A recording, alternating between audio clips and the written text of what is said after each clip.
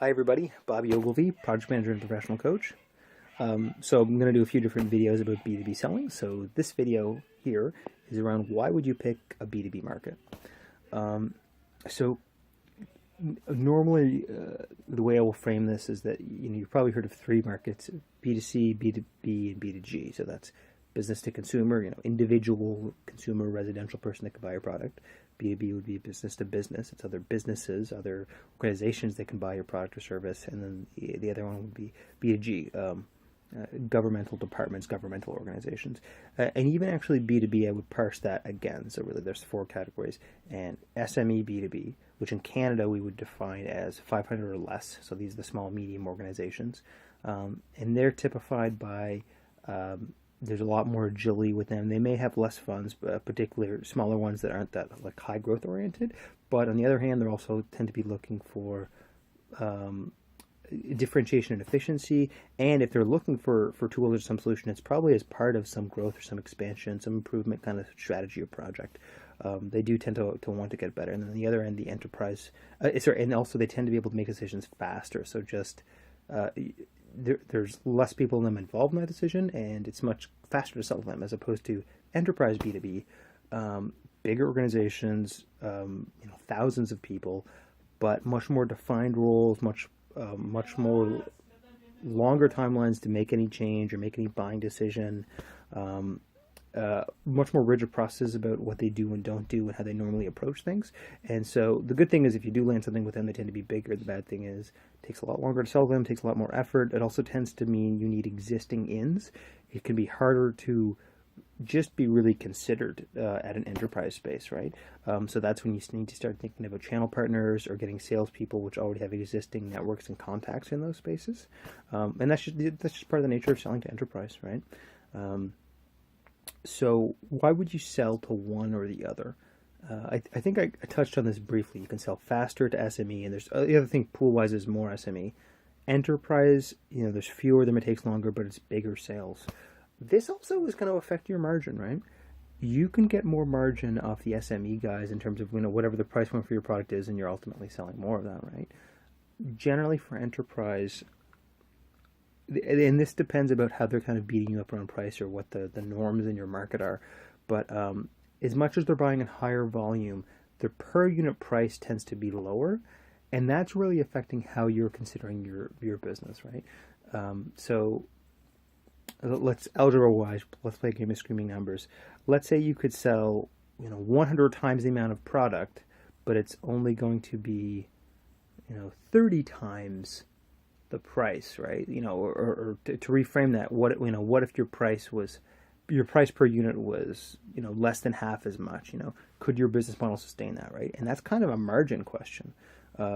If you have to put a lot less effort in once it's already there, if we're just talking about gross product margin, hopefully you can support that, right? But it depends what some of your other overhead factors are. It depends what you want to be known for, what you're positioning for. So these are things you would consider. Generally speaking, if you can get the enterprise market, you never want to turn away a client. The question is really how easy is it for you to penetrate the enterprise market. So in that sense, I would never recommend for a business to start to sell to that market. In that way, there are sectors that do different functions, and the top echelons of the really big organizations, of really big companies, are at that kind of enterprise size status, if you will. But it's not to say there isn't a whole market beneath them, right? Maybe some of them are just quite huge. So, maybe aerospace, right? Maybe, if you think about, this kind of where's the SME, where's the enterprise kind of threshold size point in the aerospace market, right? Maybe for them, most of them, just through the nature of the money and the scale of dealing with aerospace, maybe most of them are enterprise, right?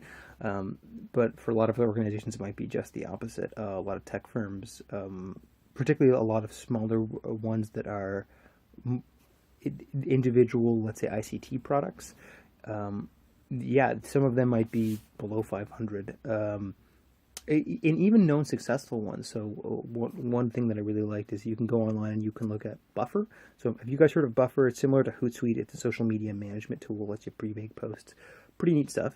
You can go on and find all the financials for the organization month by month, and I think there might even be, I'm not sure if it was a month by month tally or even like a real time tally doing analytics on what their financials are like.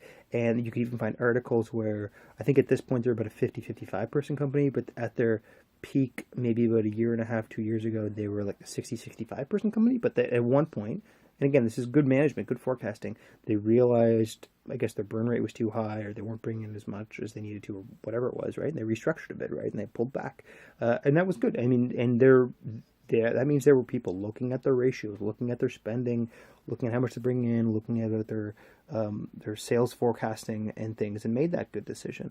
But again, that's a 50-person company, so it's, I shouldn't say it's strange, but in this modern day of social media, it's easier to know about companies, but have them not necessarily be huge.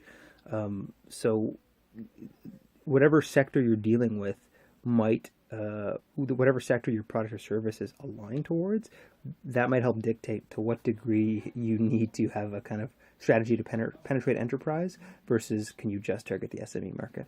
And ultimately you want to, Bobby, the business strategist, would recommend to you, try to find a way to include the SME market, because simply speaking, there's more of them and you can sell to them faster. You're never going to go broke in that sense trying to sell to SME. Whereas on the other hand, lots of companies have gone broke trying to sell to enterprise.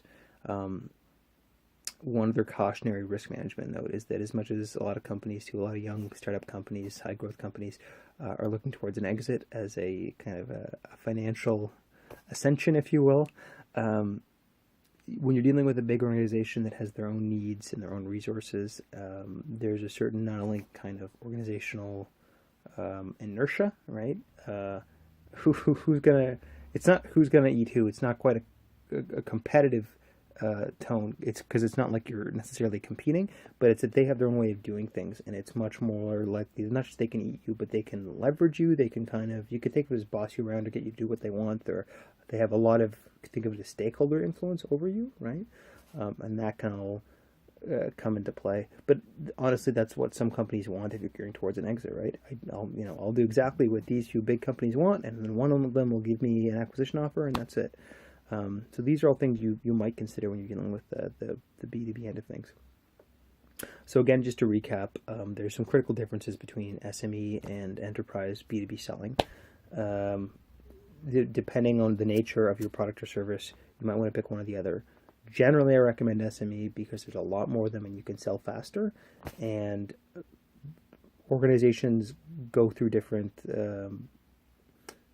organizations of different sides have different needs, and large organizations, enterprise organizations, can definitely have an inertia and an influence, which can be very powerful in small organizations. Hope that helps. I'm Bobby Ogilvy, Project Manager and Professional Coach.